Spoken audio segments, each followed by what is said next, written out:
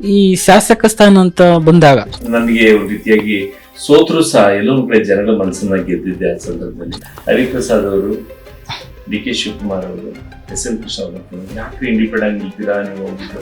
ಮತ್ತೆ ರಾಜೇಂದ್ರ ನಗರದಲ್ಲಿ MLA first time ನಾನು ಗೋಪಾಲ್ ಅವರು ನಿಮ್ಮ ಪ್ರತಿಸ್ಪರ್ಧಿಯಾಗಿದ್ರು. ಕುತಂತ್ರಕ್ಕೆ ಬಲಿಯಾದೆ ಅಂತ ಹೇಳ್ಬೋದು. ಬಹುದೊಡ್ಡ ಸವಾಲು ಅಂತ ನಡೆದು ಬಂದ ಹಾದಿಯಲ್ಲಿ ಅದನ್ನ ಜನ ಡಿಸೈಡ್ ಮಾಡಬೇಕು, ಪಕ್ಷ ಡಿಸೈಡ್ ಮಾಡಬೇಕು. ನೀವು ಒಂದು ಅಭಿವೃದ್ಧಿ ಅಂತ ಬಂದಾಗ ಇವತ್ತು ಸಹ ನಮ್ಮ ರಾಜೇಂದ್ರ ನಗರದಲ್ಲಿ ಮಹಾಲಕ್ಷ್ಮಿ ಹೋಟೆಲ್ ಡಿಗ್ರಿ ಕಾಲೇಜ್ ಇದೆ ಅಂತ ಹೇಳಿದ್ರೆ ನಾನು ಬಹಳ ಹೆಮ್ಮೆಯಿಂದ ಹೇಳ್ತೇನೆ. ಎಸ್, ಚಿತ್ರರಂಗದಲ್ಲೂ ಕೂಡ ತಾವು ಛಾಪ್ ಮೂಡಿಸಿದೀರಾ. ನಾನ್ ಸತ್ರುವೆ ಆ ಪಾತ್ರಗಳು ಸಾಯೋದಿಲ್ಲ. ಅಂದ್ರೆ ಮುಂದೆ 28ರಲ್ಲಿ ಒಂದು ಕ್ಷೇತ್ರದಲ್ಲಿ ನಿಲ್ತಕ್ಕಂತ ಒಂದು ಇಂಡಿಯೇಟರ್ ಹಾಕೋನಲ್ಲ, ನಮ್ಮ ಪಕ್ಷದ ವರಿಷ್ಠ ಆಯ್ಕೆ ಮಾಡ್ತಾರೋ ಏನ್ ತೀರ್ಮಾನ ತೆಗೆದುಕೊಳ್ಬೇಕಾಗುತ್ತೋ ನಾನು ಮುಲ್ಲಾಜಿಲ್ಲದೆ ತೆಗೆದುಕೊಳ್ತೀನಿ.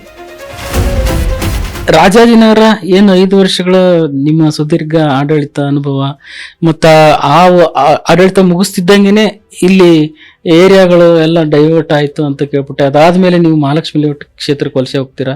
ಅಲ್ಲಿ ಅದು ಯಾವ ತರ ಇತ್ತು ಸರ್? ಕ್ಷೇತ್ರ ಪುನರ್ವಿಂಗಡಣೆ ಆಯ್ತು, ಡಿಲಿಮಿಟೇಷನ್ಸ್. ರಾಜೇಂದ್ರ ನಗರ 6ನೇ ಬ್ಲಾಕ್ ತಗೊಂಡೋಗಿ ಗೋವಿಂದರಾಜ ನಗರಕ್ಕೆ ಹಾಕಿದ್ರು.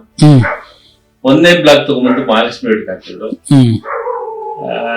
ರಾಜೇಂದ್ರ ನಗರ ಸೆಕೆಂಡ್ ಸ್ಟೇಜ್ ತಗೊಂಡೋಗಿ ಗಾಯತ್ರಿ ನಗರ ಸುಬ್ನಗರ ವಾರ್ಡ್ ನ ಮಲ್ಲೇಶ್ವರಕ್ಕೆ ಹಾಕಿದ್ರು. ಗೊರಗುಂಟೆಪಾಳ್ಯನ ರಾಜರಾಜೇಶ್ವರಕ್ಕೆ ಹಾಕಿದ್ರು. ರಾಜೇಂದ್ರ ನಗರ ತಗೊಂಡ್ಬಂದು ಹೀಗೆ ಎಲ್ಲ ಪೀಸ್ ಆಗೋಯ್ತು. 6 ಬ್ಲಾಕ್ 6 ಭಾಗ ಆಗೋಯ್ತು. ಆದ್ರೆ ನನಗೆ ಎಲ್ಲೋ ಒಂದ್ ಕಡೆ ಇಸ್ಕಾನ್ ಟೆಂಪಲ್ ಇತ್ತಂತ ನಾಗ್ಪುರ ವಾರ್ಡಿನ ವ್ಯಾಮೋಹ ನನಗೆ ರಾಜೇಂದ್ರ ನಗರ ಆಗ ಅನಿವಾರ್ಯ. ನಾನು 2 ಕಡೆ ನಿಲ್ಲಕ್ ಆಗ್ತಾ ಇಲ್ಲ. ಮಹಾಲಕ್ಷ್ಮಿ ಲೇಔಟಲ್ಲಿ ನಿಲ್ಲಂತ ಪರಿಸ್ಥಿತಿ ಬಂತು. ಅಲ್ಲಿ ನಿಂತೆ ಫಸ್ಟ್ ಟೈಮ್ ಮಹಾಲಕ್ಷ್ಮಿ ಲೇಔಟ್ನಲ್ಲಿ ನಾನು MLA ಆಯ್ಕೆ ಆದೆ. ಇದು ಬಟ್ ಮಹಾಲಕ್ಷ್ಮಿ ಲೇಔಟಿಗೆ ಬಂದ್ಮೇಲೆ ಅಲ್ಲಿ ಚಿತ್ರಣ ಒಂದ್ ರೀತಿ ಬೇರೆ. ಅಷ್ಟೊತ್ತಿಗಾಗ್ಲೇ JDS ಪಕ್ಷನು ಫೀಲ್ಡ್ ಅಲ್ಲಿ ಇತ್ತು. ದೇವೇಗೌಡರು ಕೂಡ ತಮ್ಮದೇ ಆದ ಇಂಡಿಪೆಂಡೆಂಟ್ ಅಥವಾ ಅಭ್ಯರ್ಥಿಗಳನ್ನ ಹಾಕಿದ್ರು. ಸೊ ಮಹಾಲಕ್ಷ್ಮಿ ಲೇಔಟ್ ಒಂದು ಅವಾಗ ಆಗಿನ ಕಾಲಕ್ಕೆ ಈಗಿರ್ತಕ್ಕಂಥ ಮಾಜಿ ಏನು ಸಚಿವರು ಶಾಸಕರ ಗೋಪಾಲ್ ಅವರು ನಿಮ್ಮ ಪ್ರತಿಸ್ಪರ್ಧಿಯಾಗಿದ್ರು. ಸೊ ಅವಾಗ ಹೇಗಿತ್ತು ಸರ್ ಆ ಒಂದು ಸ್ಪರ್ಧೆ ವೇಗ ತುರಿಸುವಂತಾರಲ್ಲ? ನಾನು ಕುತಂತ್ರಕ್ಕೆ ಬಲಿಯಾದೆ ಅಂತ ಹೇಳ್ಬೋದು. ಹೆಚ್ಚು ಎಕ್ಸ್ಪ್ಲೈನ್ ಮಾಡೋ ಅಗತ್ಯ ಇಲ್ಲ. ಯಾಕಂದ್ರೆ ನಮ್ಮ ಜೊತೆಲಿ ಇದ್ದವನೇ ಅವರು ಅವ್ರ ಕಡೆ ಸೆಳೆಯುವಲ್ಲಿ ಯಶಸ್ವಿ ಆದ್ರು. ನಮ್ಮ ಜೊತೆಲೇ ಯಾರು ನಾವೆಲ್ಲ ಪ್ರೋತ್ಸಾಹ ಕೊಟ್ಟಿದ್ದು ಕೆಲವು ಕಾರ್ಪೊರೇಟರ್ಗಳು, ಕೆಲವು ಮುಖಂಡರುಗಳು ಅವರು. ಆದ್ರೂ ಅದು ಎಲ್ಲ ಹಣೆ ಬರ ಅನ್ಬೇಕು, ವಿಧಿ ಬರಹ ಅನ್ಬೇಕು, ಅಥವಾ ದೈವೇಚ್ಛೆ ಅನ್ಬೇಕು. ಒಟ್ಟಿನಲ್ಲಿ ಕುತಂತ್ರಕ್ಕೆ ಹೇಗೆ ನಾವು ಆಗಿನ ಕಾಲದ ಕಥೆಗಳನ್ನು ನೋಡ್ತೀವಿ, ಹಾಗೆ ಕುತಂತ್ರಕ್ಕೆ ಬಲಿಯಾದೆ. ತದನಂತರ ನನ್ನ ಸಹೋದರ ರವಿ ಅವರು ಸಹ ತೀರೋದು. ಬಟ್ ಎಲ್ಲೋ ಒಂದ್ ಕಡೆ ನಿಮ್ಮ ರಾಜಕೀಯ ಒಂದು ಬೆನ್ನೆಲುಬಾಗಿ ನೆಲ ರವಿಶಂಕರ್ ಅವ್ರ ಪಾತ್ರ ದೊಡ್ಡದಾಗಿತ್ತು ಅಂತ ಕೇಳ್ಬಿಟ್ರು. ಯಾಕಂದ್ರೆ ನಾನು ಕೆಲಸ ಮಾಡೋದಷ್ಟೇ ಗೊತ್ತಿತ್ತು, ರಾಜಕೀಯ ಗೊತ್ತಿರ್ಲಿಲ್ಲ. ಎಲ್ಲ ರೀತಿಯಾದ ಏನು ಪರೆಯನ್ನ, ಜನಬಲ, ಹಣಬಲ, ಸಂಘಟನಾ ಬಲ ಎಲ್ಲವನ್ನ ಮೇಂಟೈನ್ ಮಾಡ್ತಾ ಇದ್ದಿದ್ದು ರವಿ ಮತ್ತು ನನ್ನ ಸಹೋದರರು, ನನ್ನ ಸ್ನೇಹಿತರು. ನನ್ ಕೆಲಸ ಮಾಡೋದ್ ಗೊತ್ತಿತ್ತು, ಮ್ಯಾಲ್ಕುಲೇಷನ್ ಮಾಡೋಂಥದ್ದು ನಾನು ಕಲ್ತಿರ್ಲಿಲ್ಲ. ಮತ್ತೆ ನನ್ಗೆ ಅದೆಲ್ಲೋ ಒಂದ್ ಕಡೆ ಅದು ಮೊದಲಿಂದ ಸಹ ಏನು ಬರ್ನಾಡ್ ಶಾ ಹೇಳ್ತಾನಲ್ಲ, the last resort of a scoundrel is politics ಅಂತ ಹೇಳ್ತಾರಲ್ಲ, ಅದು ನಮ್ಗೆ ಯಾವಾಗ ಇಷ್ಟ ಆಯ್ತು. ರಾಜಕೀಯನ ವಿಭಿನ್ನವಾಗಿರ್ಬೇಕು. ರಾಜಕಾರಣಿಗಳನ್ನ ಚೀತು ಅಂತ ಉಗಿಬಾರ್ದು. ಎಲ್ಲ ಭೂಗಳ್ರು, ನೆಲಗಳ್ರು, ಅಥವಾ ಮೋಸ ಮಾಡ್ತಾರೆ, ಅದ್ ಮಾಡ್ತಾರೆ. ಇದು ನನಗೆ ಎಲ್ಲೋ ಒಂದ್ ಕಡೆ ಇಲ್ಲ, ವಿಭಿನ್ನವಾಗಿರ್ಬೇಕು. ನಾನು ಓಟ್ ಹಾಕ್ತಂತ ಜನಗಳಿಗೆ ಅಥವಾ ನನ್ನ ಹೆತ್ತವ್ರಿಗೆ, ನನ್ನ ಸ್ನೇಹಿತರಿಗೆ ಕಳಂಕ ಬರೋ ರೀತಿ ರಾಜಕೀಯದಲ್ಲಿ ಉಳಿಬಾರ್ದು ಅನ್ನೋ ಒಂದು ದೃಢ ನಿರ್ಧಾರ ಕೆಲವು ಸರಿ ನನಗೆ ಅದು ಮುಳುವಾಯ್ತು ಅಥವಾ ಏನೋ ಗೊತ್ತಿಲ್ಲ. ಆದ್ರೆ ಎಲ್ಲೊಂದ್ ಕಡೆ ರಾತ್ರಿ ಮಲಗ್ಬೇಕಾದ್ರೆ ನೆಮ್ಮದಿಯಾಗಿ ಮಲಗ್ತೀನಿ, ಯಾವುದೇ ಚಿಂತೆ ಇಲ್ದಾನೆ. ಅದು ಇದೆ ನನಗೆ ಗಿಲ್ಟಿ ಫೀಲಿಂಗ್ ಇದ್ದೇ ಇದೆ. ಹೌದು, ಅದು ಮನ್ಸಿಗೆ ಏನಾಗುತ್ತೆ. ಯಾಕಂದ್ರೆ ಅದು ಅಂತಹ ಪ್ರೋತ್ಸಾಹ ಕೊಡೋ ಜನ ಇಲ್ಲ ಅಂತಲ್ಲ, ಇದ್ದಾರೆ. ಅದು ಸಂಖ್ಯೆ ಏರುಪೇರಾಗಿದೆ ಅಷ್ಟೇ. ಸರ್, ಈ ಏನು ಮಹಾಲಕ್ಷ್ಮಿ ಲೇಔಟ್ ಮತ್ತು ರಾಜಾಜಿನಗರ ನಿಮ್ಮ ಶಾಸಕಾವಧಿಯಲ್ಲಿ ನೀವು ಒಂದು ಅಭಿವೃದ್ಧಿ ಅಂತ ಬಂದಾಗ ನಿಮ್ಮ ನೆನಪಲ್ಲಿ ಉಳಿಯುವಂತ ಕೆಲವೊಂದು ಅಭಿವೃದ್ಧಿ ಕಾರ್ಯಗಳಂದ್ರೆ ಯಾವುದು ಸರ್? ಒಂದು, ಮೂಲಭೂತ ಸೌಕರ್ಯಗಳು, ಇನ್ಫ್ರಾಸ್ಟ್ರಕ್ಚರ್. ನಗರ ಪ್ರದೇಶಗಳಲ್ಲಿ ನಿಮ್ಗೆ ಗೊತ್ತಿರೋ ಹಾಗೆ ರಸ್ತೆ, ನೀರು, ಉದ್ಯಾನವನ, flyovers, pass overs, under pass, education institution. ನಾನು ಬಹಳ ಹೆಮ್ಮೆಯಿಂದ ಹೇಳ್ತೇನೆ, 1ನೇ ಕ್ಲಾಸಿಂದ ಅಥವಾ ಅಂಗನವಾಡಿಯಿಂದ ಡಿಗ್ರಿವರೆಗೂ ನಾನು ಸರ್ಕಾರಿ ಕಾಲೇಜಿನ PUC ಕಾಲೇಜು, ಡಿಗ್ರಿ ಕಾಲೇಜು ಮತ್ತು ಎಲ್ಲವನ್ನ ಸಹ ವಿದ್ಯಾರ್ಥಿ ಮಿತ್ರ ಅನ್ನೋ ಯೋಜನೆ ಅಡಿಯಲ್ಲಿ ಒಂದು PPP ಮಾಡಲಲ್ಲಿ ಏನು upgradation of schools, teaching technique, learning technique, ಹಾಗೆ ಇವನ್ನೆಲ್ಲ ತೆಗೆದುಕೊಂಡು ಯಶಸ್ವಿಯಾಗಿ ಮಾಡಿದೆ. ಇವತ್ತು ಸಹ ನಮ್ಮ ರಾಜೇಂದ್ರ ನಗರದಲ್ಲಿ ಮಹಾಲಕ್ಷ್ಮಿ ಹೋಟೆಲ್ ಡಿಗ್ರಿ ಕಾಲೇಜ್ ಇದೆ ಅಂತ ಹೇಳಿದ್ರೆ ನಾನು ಬಹಳ ಹೆಮ್ಮೆಯಿಂದ ಹೇಳ್ತೇನೆ, yes I could able to do it.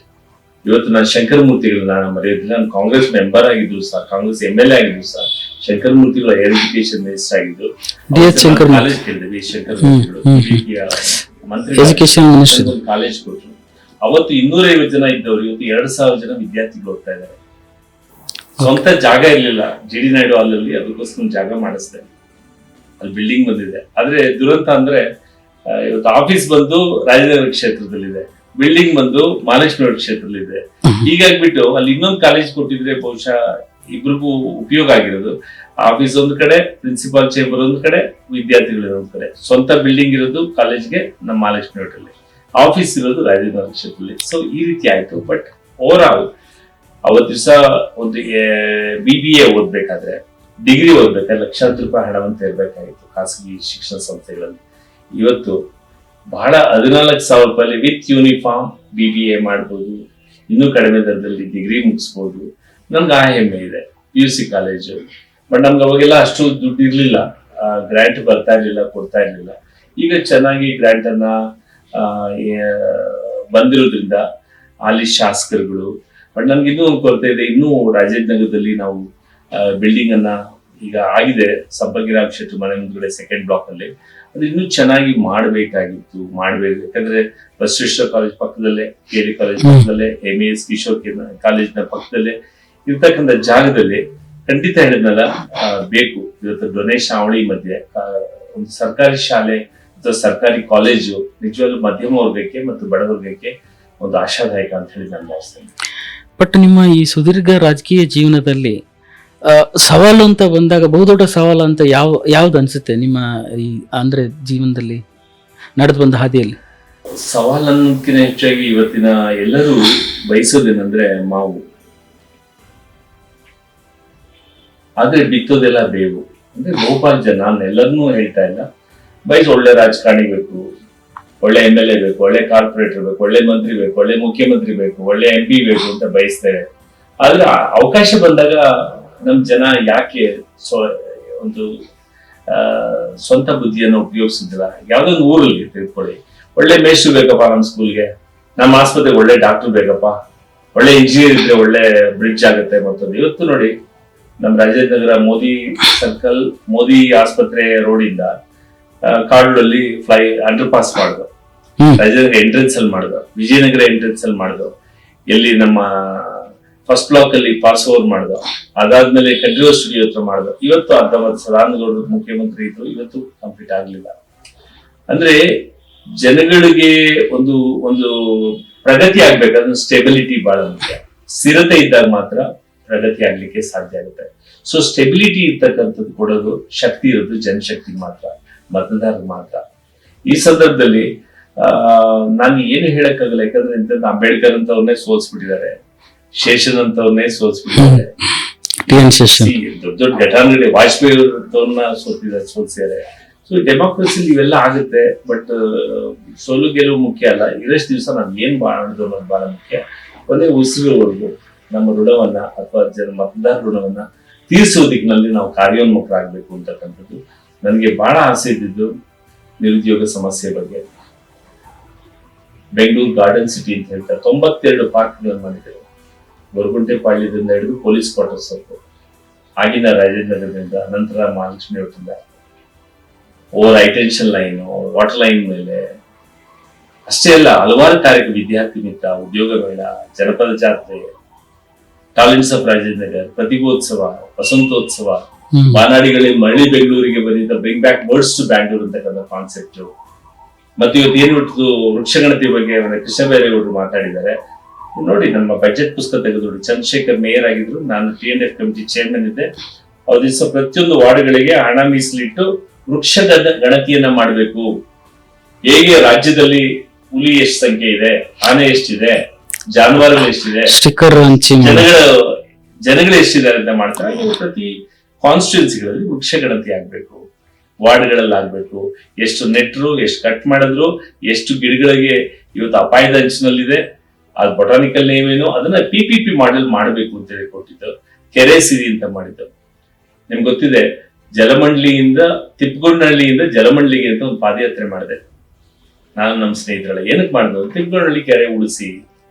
Tippagondanahalli ಕೆರೆ ಅಂದ್ರೆ ಅದೊಂದು ಕೆರೆ ಅಲ್ಲ, ಸೊ ಬೆಂಗಳೂರಿಗೆ ನೀರು ಉಳಿಸಂತದ್ದು ಅದೇ. ಬೆಂಗಳೂರಿಗೆ ಜೀವಾಳ ಅದಿದ್ದು, ಲೈಫ್ ಲೈನ್ ಆಫ್ ಬ್ಯಾಂಗ್ಳೂರ್. ಹೌದು, ಹೆಸರುಘಟ್ಟದ ಕೆರೆ ತಿಪ್ಪಗೊಂಡನಹಳ್ಳಿ ಕೆರೆನೆ ಕಾವೇರಿ ನದಿ ಬರಕಿನ ಮುಂಚೆ ಇದ್ದಂತದ್ದು, ಇನ್ಕ್ಲೂಡಿಂಗ್ ಡಿಫೆನ್ಸ್ ಸೆಕ್ಟರ್ಗೆ ಕೊಡ್ತಾ ಇದ್ದಿದ್ದು ನೀರು. ಓಕೆ. ತಿಪ್ಪಗೊಂಡನಹಳ್ಳಿ ಕೆರೆಗೆ 555ಕ್ಕೂ ಹೆಚ್ಚು ಕೆರೆಗಳು ಅವಲಂಬಿತವಾಗಿದೆ. ತಿಪ್ಪಗೊಂಡನಹಳ್ಳಿ ಬಂದ್ ಸೇರೋದು ಏನಾಯ್ತು? ಒಂದು ನಂದಿ ಬೆಟ್ಟ, ಇನ್ನೊಂದು ಶಿವಗಂಗೆ ಬೆಟ್ಟ, ಅರ್ಕಾವತಿ ಕುಮುದ್ವತಿ ಸೇರೆ ಚಾಮರಾಜ ಸಾಗರ ಡ್ಯಾಮ್ ಅಂದಿನ ಮಹಾರಾಜರು, ಮೈಸೂರು ಮಹಾರಾಜರು ಮಾಡಿದಂಥದ್ದು. ವಿಶೇಷ ಟೆಕ್ನಿಕಲ್ ಇದನ್ನ ಕೊಟ್ಟಂತವ್ರು, ಟೆಕ್ನಾಲಜಿಯನ್ನ ಸೂಪರ್ವೈಸ್ ಮಾಡಿದಂಥವ್ರು. ಆದ್ರೆ ಇವತ್ತು ತಿಪ್ಪಗೊಂಡನಹಳ್ಳಿ ಕೆರೆ ತುಂಬಿದ್ರೆ ನಮ್ಮ ರಾಜನಗರದಲ್ಲಿ ಅಂತರ್ಜಲ ಇರುತ್ತೆ, ಮಾಗಡಿಲಿ ಇರುತ್ತೆ, ನೆಲಮಂಗಲದಲ್ಲಿ ಇರುತ್ತೆ, ಚಿಕ್ಕಪೇಟೆವರೆಗೂ ಅಂತರ್ಜಲ ಇರುತ್ತೆ. ನಾನು ಯಾಕೆ ಹೇಳ್ತಾ ಇದ್ದೀನಿ ಅಂದ್ರೆ, ಇವತ್ತು ಬೆಂಗಳೂರಿನ ಕೆಂಪೇಗೌಡರು ಕಟ್ಟಿದ್ದು, ತದನಂತರ ಆಳ್ವಿಕೆ ಮಾಡಿದಂಥವ್ರೆಲ್ಲ ಕಟ್ಟಿದ್ದು ಕೆರೆಗಳಾಧಾರದ ಮೇಲೆ ಹೊರತು ಯಾವ ನದಿಗಳ ಆಧಾರದ ಮೇಲೆಲ್ಲ. ಅದು ಇವತ್ತು ಬಫರ್ ಝೋನ್ 2 ಕಿಲೋಮೀಟರ್ ಇದ್ದಿದ್ದು ಇವತ್ತು 1.5 ಕಿಲೋಮೀಟರ್ ರೆಡ್ಯೂಸ್ ಮಾಡಿದ್ರು ಬಫರ್ ಝೋನ್. ಇದೇ ಸೈಡ್ ಆಫ್ ದಿ ವಾಟರ್ ಏನಿತ್ತು, ರಿವರ್ ಕೋರ್ಸ್ ಏನಿದೆ, ಆ ನದಿಯ ಸೆಲೆಯ ಎಡ ಮತ್ತು ಬಲ 1.5 ಕಿಲೋಮೀಟರ್ ಮಾಡೋದು, 1 ಕಿಲೋಮೀಟರ್ ಮಾಡೋದ್ರಲ್ಲಿ ಅರ್ಧ ಕಿಲೋಮೀಟರ್ ಮಾಡೋದು, ಇದು 500 ಅಡಿ ಮಾಡಿಟ್ಟರು, 300 ಅಡಿ. ಏನಾದ್ರು ಇದೊಂದು ಹೇಳಿದ್ಮೇಲೆ ಇದು ಮರಣ ಶಾಸನ. ಕೆರೆಗಳನ್ನ ಕಟ್ಟೋ ಯೋಗ್ಯತೆ ನಮಗಿಲ್ಲ, ಶಕ್ತಿ ಸಾಮರ್ಥ್ಯ ಇಲ್ಲ. ಆದ್ರೆ ಇವತ್ತು ಕೆರೆಗಳನ್ನ ಇನ್ಕ್ಲೂಡಿಂಗ್ ಸ್ಯಾಂಕಿ ಟ್ಯಾಂಕ್ ಪಕ್ಕದಲ್ಲಿ ದೊಡ್ಡ ಒಂದು ಬಿಲ್ಡಿಂಗ್ ಬರ್ಲಿಕ್ಕೆ ರೆಡಿ ಆಗಿತ್ತು. ಇವತ್ತಿನ ಪಾಲಿಸಿ ಪ್ರಕಾರ ಬರ್ಬೋದು. ನೋಡಿ ಸ್ಯಾಂಕಿ ಟ್ಯಾಂಕ್ ನೋಡ್ಬಿಟ್ಟು ನೀರು ಎಷ್ಟು ಕೆಳಗಡೆ ಕುಸಿದಿದೆ ಅಂತ. ಬೆಂಗಳೂರು ಜನ ಕುಡಿಯೋ ನೀರನ್ನ ಕಾವೇರಿಯಿಂದ ಕೊಡ್ತಾರಪ್ಪ, ತೊಳ್ಕೊಳಕ್ಕೆ, ಬಟ್ಟೆ ಒಗೆಯಕ್ಕೆ, ಇಂಡಸ್ಟ್ರೀಸ್ಗೆ, ಸರ್ವಿಸ್ ಸೆಕ್ಟರ್ಗೆ ಎಲ್ಲಿಂದ ನೀರು ತರ್ತೀರಾ? ಎಲ್ಲ ಅಂತರ್ಜಲ. ಎಲ್ಲ ಅಪಾರ್ಟ್ಮೆಂಟ್ಗಳಲ್ಲಿ 10-20 ಬೋರ್ವೆಲ್ ಗಳನ್ನ ತೋಡ್ತಾ ಇದ್ದಾರೆ. ಭೂಮಿಲಿ 1,500 ಅಡಿ, 1,200 ಅಡಿ ಹೋಗ್ಬಿಟ್ಟಿದೆ. ನಮ್ಮ ಕ್ಷೇತ್ರದಲ್ಲಿ ಬೋರ್ವೆಲ್ ನೀರು ಹುಟ್ತಾ ಇತ್ತು. ಸರ್, ಅದ್ರ ಜೊತೆಗೆ 2019 ನೀವು ಮಹಾಲಕ್ಷ್ಮಿ ಲೇಔಟ್ ಕ್ಷೇತ್ರಕ್ಕೆ ಬಂದ್ರಿ, ಸ್ಪರ್ಧೆ ಮಾಡಿ ಸೋತ್ರಿ. ಸೊ ಅವಾಗ ನಿಮ್ಗೆ ಪ್ರತಿಸ್ಪರ್ಧಿಯಾಗಿದ್ದಂತ ಗೋಪಾಲಯ್ಯನವರು ಇವತ್ತು ರಾಜಕೀಯ ಧ್ರುವೀಕರಣ ಆಗಿ ನೀವು ಒಟ್ಟಿಗೆ ಇದ್ದೀರಾ. ಸೊ ಈಗ ನಿಮ್ಮ ಒಡನಾಟ ಹೇಗಿದೆ? ಮತ್ತೆ ಸದ್ಯದ ಪರಿಸ್ಥಿತಿಯಲ್ಲಿ ನರೇಂದ್ರ ಬಾಬು ಅವರ ರಾಜಕೀಯ ಸ್ಥಿತಿಗತಿ ಏನು, ಮುಂದಾಲೋಚನೆ ಹೇಗೆ? ಅದನ್ನ ಜನ ಡಿಸೈಡ್ ಮಾಡ್ಬೇಕು, ಪಕ್ಷ ಡಿಸೈಡ್ ಮಾಡ್ಬೇಕು. ಆದ್ರೆ ಯಾವತ್ತು ನಾವು ಸೋತಿರ್ಬೋದು ಹೊರತು ಸತ್ತಿಲ್ಲ, ಯಾವತ್ತೂ ಆತ್ಮವಿಶ್ವಾಸನ ಕಳ್ಕೊಂಡಿಲ್ಲ. ನನ್ನ ಪಕ್ಷದ ಮುಖಂಡರು ಕೊಟ್ಟಂತ ಮಾತಿನ ರೀತಿಯಲ್ಲಿ ಅವ್ರು ನಡ್ಕೊಂಡಿಲ್ಲ. ಅದು ಬೇಸರ ಇದೆ, ನನಗೆ ನೋವಿದೆ. ಓಡಾಡೋ ಕೋಳಿಗೆ ಅಥವಾ ಕೆಲಸ ಮಾಡೋರು ಕೈ ಕಾಲು ಕಟ್ಟಾಕ್ಬಿಟ್ರಂಗೆ ಅದು ಮನ್ಸು ನೋವಿದೆ, ಸಿಟ್ಟಿದೆ. ಅದನ್ನ ನಾನು ಬಹುಶಃ ಹೇಳ್ತೀರ, ಎಲ್ಲಕ್ಕಿಂತ ಜೊತೆಗೆ ನಾನು ಬೆಳೆಸಿದ್ರಲ್ಲ 25-30 ವರ್ಷ ನನಗೆ ಸ್ವತಂತ್ರವಾಗಿ ಕಾರ್ಪೊರೇಟರ್ ಮಾಡಿ MLA ಮಾಡಿ ಮಾಡಿದ ಜನಗಳಿಗೆ ಎಲ್ಲೋ ಒಂದ್ ಕಡೆ ನನ್ ಗಿಲ್ಟಿ ಕಾನ್ಶಿಯಸ್ ಇದೆ. ನಾನು ನನ್ನ ಒಂದು ಕೆಲಸ ಮಾಡ್ಬೇಕಾದಂತ ಕೆಲಸಗಳು ಮಾಡ್ಲಿಕ್ಕೆ ಆಗ್ಲಿಲ್ವಲ್ಲ ಅಂತ ಹೇಳಿ.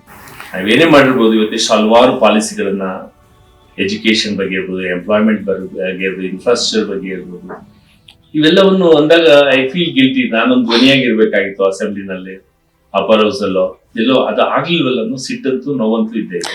ಸರ್, ಇವ್ರ ಜೊತೆಗೆ ಕಿರುತೆರೆ ಚಿತ್ರರಂಗದಲ್ಲೂ ಕೂಡ ತಾವು ಛಾಪ್ ಮೂಡಿಸಿದೀರಾ.